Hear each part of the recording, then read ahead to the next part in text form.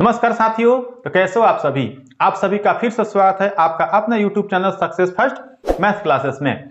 इस वीडियो में आज हम पढ़ेंगे क्लास 10 के फिजिक्स का पहला चैप्टर जिसका नाम है प्रकाश का परावर्तन। इस वीडियो में प्रकाश के परावर्तन के नियम या उससे संबंधित कुछ और पद है, उसको आज हम बहुत अच्छे से समझेंगे और बता दे रहे गारंटी के साथ ऐसे आसान भाषा में ऐसे आपको समझाएंगे कि आपको 100% फुल कॉन्सेप्ट समझ में आ जाएगा। अगर समझ में नहीं आएगा तो वीडियो को डिसलाइक करके हमारे चैनल को अनसब्सक्राइब कर दीजिएगा, ठीक है। गारंटी देता हूं आपको बहुत अच्छे से समझ में आएगा। चलिए शुरू करते हैं और देखते हैं प्रकाश के परावर्तन क्या है और उसके नियम। प्रकाश का परावर्तन बहुत ही शानदार और बार बार एग्जामों में पूछे जाने वाला हेडिंग है और गारंटी देता हूं कि ये भी आपके एग्जाम में पूछा जा सकता है और ये वीडियो देखने के बाद आपको इस कभी भूल नहीं पाओगे। प्रकाश के परावर्तन कभी भूल नहीं पाओगे, गारंटी देता हूं। देखिए प्रकाश का परावर्तन क्या है। किसी बिंदु से या वस्तु से, ध्यान दीजिएगा हम यहां पे या डाल रहे हैं, वो समझाएंगे आपको। किसी बिंदु या वस्तु से आती हुई प्रकाश की किरणें, किसी बिंदु या वस्तु से आती हुई प्रकाश की किरणें दर्पण या किसी वस्तु से टकराकर, ध्यान दीजिएगा, किसी बिंदु या वस्तु से आती हुई प्रकाश की किरणें दर्पण या किसी वस्तु से टकराकर वापस उसी माध्यम में लौट जाती है। वापस उसी माध्यम में लौट जाती है। लौटने की इस क्रिया को प्रकाश का परावर्तन कहते हैं। है समझ में? एक बार फिर से समझ लीजिए। किसी बिंदु से या किसी वस्तु से आती हुई प्रकाश की किरणें दर्पण या किसी वस्तु से टकराकर वापस उसी माध्यम में या उसी दिशा में लौट जाती है। लौटने की इसी क्रिया को क्या कहते हैं? प्रकाश का परावर्तन कहते हैं। समझिए पहले ठीक से। ये क्या है? तो कोई वस्तु है, ठीक है, कोई वस्तु है या दर्पण है, इसको मान लेना है। कोई वस्तु है या दर्पण है। आपको पीछे वीडियो में बता चुके हैं कि कैसा वस्तु होना चाहिए? अपारदर्शी। अपारदर्शी, क्योंकि पारदर्शी होगा तो प्रकाश की किरण पार कर जाएगी, परावर्तन नहीं होगा। अर्ध पारदर्शी होगा तो कुछ भाग को पार कर जाएगी, पूर्ण रूप से परावर्तन नहीं होगा। तो क्या होना चाहिए? अपारदर्शी होनी चाहिए। जब कोई वस्तु अपारदर्शी होगा तब वो प्रकाश की किरण आकर उस पर टकराकर पुनः फिर उसी माध्यम में लौट जाएगा। उसी क्रिया को कहेंगे प्रकाश का परावर्तन। तो मान ली यहां से कोई वस्तु से या सूर्य से या चंद्रमा तारे से इत्यादि से प्रकाश आ रहा है या बिजली के बल्ब से प्रकाश आ रहा है। इस वस्तु पर टकराकर वापस उसी माध्यम में या उसी दिशा में, वापस उसी माध्यम में या उसी दिशा में लौट जाती है। वापस उसी माध्यम या उसी दिशा में लौट जाती है। लौटने की इसी क्रिया को ही प्रकाश का परावर्तन कहते हैं। है समझ में? अगर कोई आपको समस्या हो रही हो, नहीं समझ में आ रहा है तो कमेंट जरूर करके पूछिएगा, उसके लिए हम आपको बताने के लिए तैयार हैं। देखिए, किसी बिंदु से आती हुई या किसी वस्तु से आती हुई प्रकाश की किरणें किसी दर्पण या किसी वस्तु से टकराकर वापस उसी माध्यम में लौट जाती है। लौटने की इसी क्रिया को प्रकाश का परावर्तन कहते हैं। यह कह रहा है किसी बिंदु से आती हुई प्रकाश की किरणें वापस उसी माध्यम में लौट जाती है। कब लौटेगी? जब यह वस्तु अपारदर्शी होगा। अभी कोई भी वस्तु हो सकता है, कोई भी वस्तु हो सकता है या दर्पण हो सकता है। अधिकतर हम इस प्रकाश के परावर्तन में हम दर्पण के बारे में ही पढ़ेंगे। तो मान लीजिए दर्पण है, जब वस्तु आकर प्रकाश की किरण आकर इस दर्पण पर टकराकर वापस लौट जा रही है तो माध्यम यहाँ पे बताया जाए कि उसी माध्यम में लौट जा रही है। तो माध्यम यहां हो सकता है कि हवा हो सकता है, हवा हो सकता है, ठीक है। हवा में यानी इस दिशा में आकर हवा से आकर वापस उसी हवा में लौट गया, यानी उसी माध्यम में लौट गया। अब माध्यम के लिए यहाँ पे कांच भी होता है, कांच भी एक माध्यम हो गया। कांच होता है ना, जिसको हम सघन माध्यम और विरल माध्यम पढ़ेंगे आगे चल के। वहां पे माध्यम आपको अच्छा समझ में आएगा, लेकिन एक यहाँ पे ही समझना है कि ये कोई पदार्थ है या कोई वस्तु है, तो ये जहां से जिस माध्यम से आई है वापस देख सकते हैं कि ये जो इसको हम यहां तक बनाए हैं इसको हम और आगे तक भी बना सकते हैं, पार कर सकते हैं। तो जिस दिशा से आई है, जिस भाग में आई है, जिस माध्यम में आई है, वापस उसी का हिस्सा है। यहां से यहां तक जितना दिखाई दे उसी का माध्यम है, वापस उसी माध्यम में फिर चली गई है। चली गई है, वही क्या कहलाएगा, परावर्तन कहेगा। अब देखिए परावर्तन से हमें क्या फायदा है, क्या फायदा है। तो परावर्तन के कारण ही हम किसी वस्तु को देख पाते हैं, ऐसा समझ में। यानी अगर परावर्तन नहीं होगा तो हम किसी वस्तु को नहीं देख पाएंगे। दुनिया में जितनी भी वस्तु हमको दिखाई देती है, किसके कारण दिखाई देती है, तो परावर्तन के कारण ही दिखाई देती है। अगर किसी वस्तु से परावर्तन नहीं होगा, सूर्य के परावर्तन नहीं होगा, यानी उससे प्रकाश से परावर्तन नहीं होगा, तो हम किसी वस्तु को नहीं देख पाएंगे। अब क्यों नहीं देख पाएंगे, चलिए इसको भी समझ लेते हैं।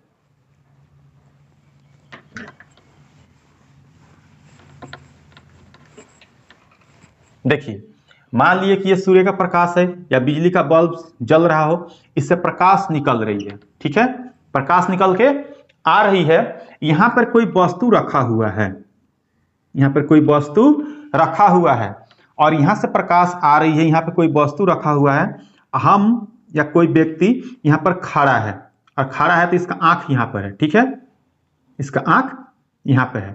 तो मान लीजिए कि वस्तु यहां पे है, प्रकाश इधर से आ रही है, तो ये वस्तु हमको दिखाई क्यों देगी, क्योंकि उस पर प्रकाश आके टकरा रही है। अभी कोई वस्तु हो सकता है, इसीलिए बताएं कि दर्पण या वस्तु। अब वस्तु में टेबल, कुर्सी, बुक, पुस्तक, बोर्ड, मोबाइल इत्यादि जो भी हो, सब वस्तु एक प्रकार का वस्तु है। अब उस पर प्रकाश आके पड़ रहा है, टकरा रहा है और टकरा कर हमारे आंखों तक फिर आ रहा है, टकरा कर हमारे आंखों तक पहुंच रहा है इस प्रकाश को, यानी परावर्तन करके आंखों तक पहुंच रहा है। तब इस वस्तु को हम देख पा रहे हैं कि क्या है, तो पुस्तक है या घड़ी है या टेबल है, चाहे जो कुछ भी हो, चाहे जो कुछ भी हो। क्यों दिखाई दे रहा है, क्योंकि प्रकाश यहां से आ रही है और इस वस्तु पर टकरा कर परावर्तन करके हमारे आंखों तक पहुंच रही है, तब इस वस्तु को हम देख पाते हैं। अगर वस्तु पे प्रकाश को यहां से रोक दे, यहां से हम किसी वस्तु से को घेर कर रख दे, तो क्या यहां पर प्रकाश पहुंचेगा, नहीं पहुंचेगा। जब नहीं पहुंचेगा तो फिर प्रकाश हमारे आंखों तक परावर्तन नहीं होगा, तो क्या वस्तु हमको दिखाई देगा, नहीं दिखाई देगा, क्योंकि उस पर प्रकाश पड़ा ही नहीं। और प्रकाश जब नहीं पड़ा तो हमें वस्तु दिखाई नहीं देगा। अब कौन दिखाई देगा, तो यहाँ पे दिखाई देगा, क्योंकि यहाँ पे दिखाई देगा कि यहाँ पे क्या रख दिया गया है, कोई अन्य वस्तु रख दिया गया है जिससे उसका प्रकाश नहीं पड़ रहा है। और आपको मालूम होगा कि प्रकाश हमेशा सीधी रेखा में गमन करती है, प्रकाश हमेशा सीधी रेखा में गमन करती है। इसलिए अगर ये प्रकाश सीधी रेखा में गमन ना करता, अगर ये प्रकाश सीधी रेखा में गमन ना करके इस तरह से गमन करता, तो क्या ये वस्तु हम देख पाते कि नहीं देख पाते, जरूर देख पाते, क्योंकि प्रकाश यहाँ सीधी रेखा में गमन ना करके हमारे आंखों तक पहुंच सकता था इस तरह से, तो देख लेते। लेकिन ये कह रहा है कि प्रकाश हमेशा सीधी रेखा में, सरल रेखा में गमन करती है। तो क्योंकि तिरछा चल रहा है, सांप की तरह चल रहा है, तो प्रकाश यहां से सीधा इस पे पड़ा नहीं तो हमारे आंखों तक आएगा नहीं। एक मन में आपके सवाल उठ रहा होगा, एक मन में आपके सवाल उठ रहा होगा कि अभी तो हम बता रहे कि प्रकाश हमेशा सीधी रेखा में गमन करती है और सीधी रेखा में गमन करके टकरा कर हमारे आंखों तक एकदम सीधी आएगी तो ही वस्तु को देख पाएंगे, अन्यथा नहीं देख पाएंगे। तो यही होता है प्रकाश का परावर्तन। तो अब सोचिए कि दिन में जहां सूर्य प्रकाश सीधा नहीं पड़ता है तो क्यों दिखाई देता है। जैसे मान लीजिए कि यहां पर ये प्रकाश तो आ रहा है, लेकिन यहां पे एक क्या है, घर है, घर बना हुआ है, यहां पर क्या है, खिड़की है, यहां पर खिड़की है। तो यहां पर सूर्य प्रकाश आके, तो दीवार है, दीवार क्या है, अपारदर्शी है, तो अपारदर्शी करके प्रकाश तो पार नहीं कर पाएगी, ये कहां चला जी, टकरा कर आंखों तक आ जाएगी। इसमें कोई व्यक्ति बैठा हुआ है, इसमें कोई व्यक्ति बैठा हुआ है और प्रकाश तो एक किरण नहीं चलती है, प्रकाश के अनेकों किरण चलती है, अरबों की संख्या में इस तरह से प्रकाश निकल जाएगी। सीधे जब प्रकाश निकल जाएगी तो यहाँ पे दरवाजा या खिड़की लगा हो, बाकी साइड से चारों तरफ बंद हो, तो इस वस्तु रूम के अंदर प्रकाश पहुंचता है, नहीं पहुंचता है, लेकिन फिर भी वस्तु दिखाई देती है ना, क्योंकि इसके चारों तरफ बाहर क्या होते हैं, सूक्ष्म कण होते हैं। इसके चारों तरफ बाहर क्या होते हैं, छोटे छोटे सूक्ष्म कण होते हैं जो हमें दिखाई नहीं देते हैं। और कौन सा कण होते हैं? हवा हो गया, धूल कण, मिट्टी इत्यादि, गैस, पानी इत्यादि का जो छोटे छोटे कण होते हैं, ये पूरे पृथ्वी के पर वायुमंडल के रूप में मौजूद है। इस तरह जब प्रकाश आती है तो ये सूक्ष्म कण क्या करता है? छोटे छोटे कणों को अपने में अवशोषित करके उसे चारों तरफ फिर फैला देता है, चारों तरफ वितरित कर देता है, जिससे प्रकाश किरण इधर भी पहुंच जाती है। अवशोषित करके चारों तरफ फैला देती है, जिससे इस खिड़की या रूम के माध्यम से या छोटा सा जगह अगर प्रकाश की किरण को जाने के लिए क्षेत्र है, वहां जाकर इसके रूम के चारों तरफ प्रकाश पहुंचा देती है, जिससे हम वस्तु को देख पाते हैं। तो परावर्तन समझ में आया? यानी परावर्तन के कारण हम किसी वस्तु को देख पाते हैं। चंद्रमा हमको क्यों दिखाई देता है? क्योंकि चंद्रमा का कोई अपना प्रकाश तो है नहीं। आपके पिछले वीडियो में बता चुके हैं कि पर चंद्रमा क्या है? तो एक अदीप्तिमान यानी अप्रदीप्त वस्तु है।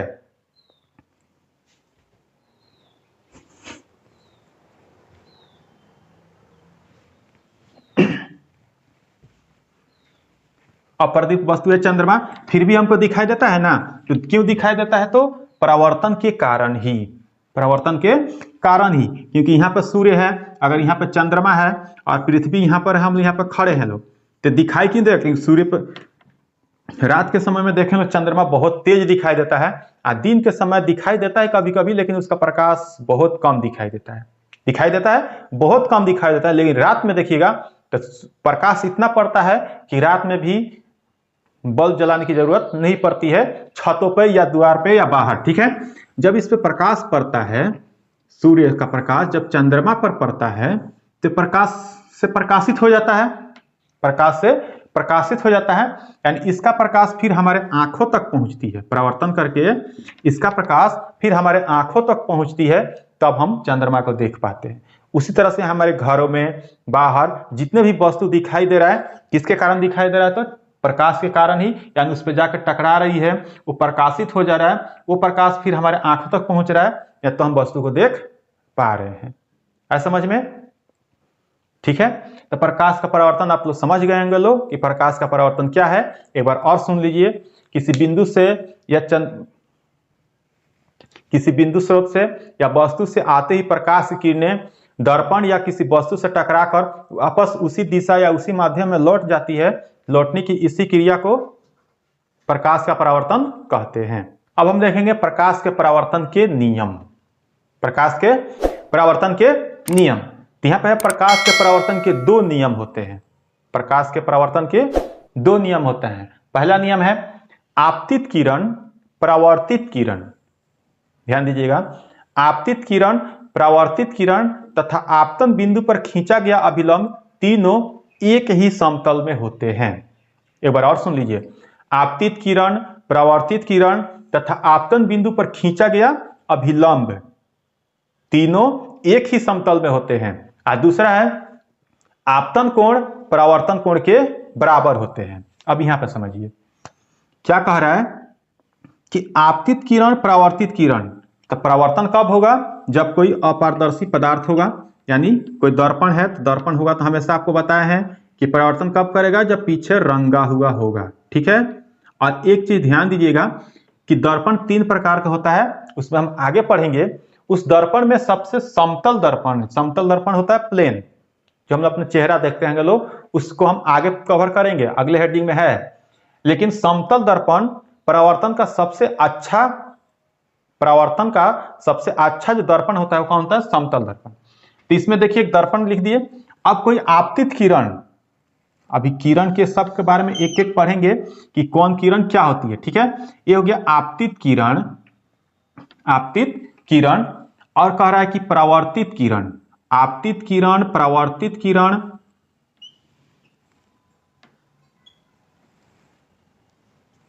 आपतित किरण। यानी कि सामान्यतः समझ लिए कि आने वाली किरण को आपतित किरण, अपरावर्तित होकर जाने वाली किरण को परावर्तित किरण। इसका सबका परिभाषा लिखवाएंगे, लेकिन अभी सामान्य समझ लेना है कि आपतित किरण, परावर्तित किरण, आने वाली किरण को आपतित किरण, यानी आ रही है किरण, देख सकते हैं कहीं से किरण आ रही है और यहाँ पे टकरा रही है, आकर यहाँ पर टकरा रही है और फिर टकराकर परावर्तन कर रही है, तो वो क्या है? परावर्तित किरण। इसको लिख दे रहे हैं, क्या है? आपतित, आपतित किरण। ये हो जाएगा परावर्तित किरण, आपतित किरण, परावर्तित किरण तथा आपतन बिंदु। अब यहां पर हो गया, देख रहे हैं कि दोनों इस किरण के अंतिम और इसका दोनों एक जगह दिखाई दे रहा है, तो इसको कहते हैं आपतन बिंदु। आपतन बिंदु यानी आपतित किरण, परावर्तित किरण तथा आपतन बिंदु पर, आपतन बिंदु पर, आपतन बिंदु को ओ से सूचित किया जाता है। आपतन बिंदु पर खींचा गया अभिलंब, खींचा गया अभिलंब तीनों एक ही समतल में होते हैं। आपतन बिंदु पर खींचा गया अभिलंब तीनों एक ही समतल में या एक ही जगह पर होते हैं। यहां पर देख सकते हैं, थोड़ा तिरछा बन गया है, आप लोग अच्छा समझ सकते हैं, ठीक है। यानी आपतित किरण, आपतन बिंदु, आपतित किरण, आपतन बिंदु और परावर्तित किरण तीनों एक ही बिंदु पर होते हैं। ये क्या है? तो ये अभिलंब है, अभिलंब। अब कहिएगा कि इसको तो हम पूरा रेखा खींचे हैं, इसको डॉट डॉट से क्यों मिलाए हैं? डॉट डॉट से मिलाए हैं ना, टूटी रेखा, क्योंकि हम लोग को दो ही किरण प्राप्त होती है। कौन कौन? आपतित किरण और परावर्तित किरण। ये किरण हमको अपना से ड्रॉ किया जाता है ताकि मालूम चले कि दोनों किरणों के बीच की दूरी बराबर होती है, जो अभी दूसरा नियम है, ठीक है।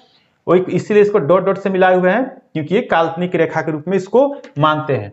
तो आपतित किरण, परावर्तित किरण तथा आपतन बिंदु पर खींचा गया अभिलंब तीनों एक ही समतल में होते हैं। तो देख रहे हैं एक सी समतल पर है, हो गया। ये क्या था? पहला नियम। दूसरा नियम है कि आपतन कोण परावर्तन कोण के बराबर होता है। यहां पर आपतन कोण कौन होगा? तो अभिलंब और आपतित किरण, अभिलंब आपतित किरण के बीच बने कोण को आपतन कोण कहते हैं। इसको आई से सूचित किया जाता है, यानी हो जाएगा आपतन कोण, आपतन कोण आई से सूचित किया जाता है। उसी तरह से अभिलंब और परावर्तित किरण के बीच के बने कोण को परावर्तन कोण कहते हैं, जिसको आर से सूचित किया जाता है,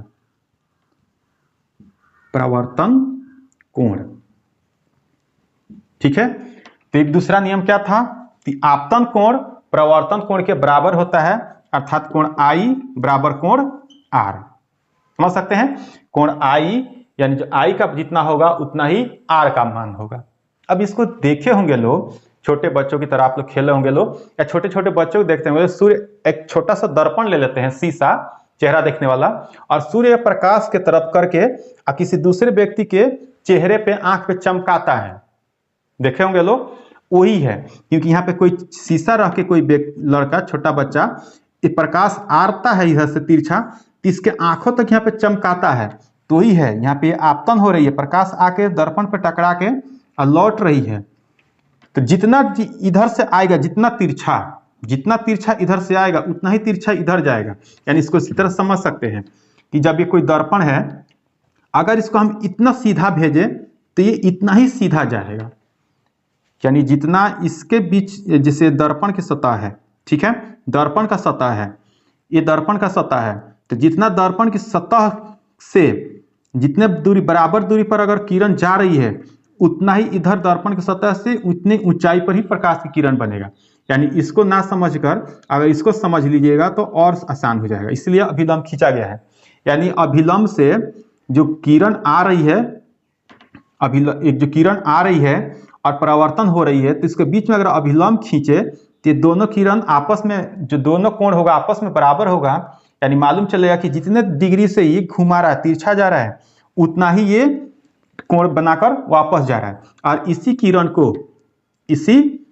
को फिर हम इतने पर पहुंचा दे, एकदम तिरछा करके पहुंचा दे, तो ये भी इसी तरह से इतना ही घूम कर जाएगा, ठीक है। यानी जितना का कोण इस अभिलंब से यहाँ पे बनेगा, उतना ही कोण यहाँ बनेगा, और इतना ही कोण जो यहाँ बन रहा है उतना ही कोण यहाँ पर भी बनेगा। है समझ में? तो क्या है, एक बार और समझ लीजिए कि आपतित किरण, परावर्तित किरण तथा आपतन बिंदु पर खींचा गया अभिलंब तीनों एक ही समतल में होते हैं। तथा दूसरा था आपतन कोण बराबर होता है परावर्तन कोण के, यानी आपतन कोण परावर्तन कोण के बराबर होता है।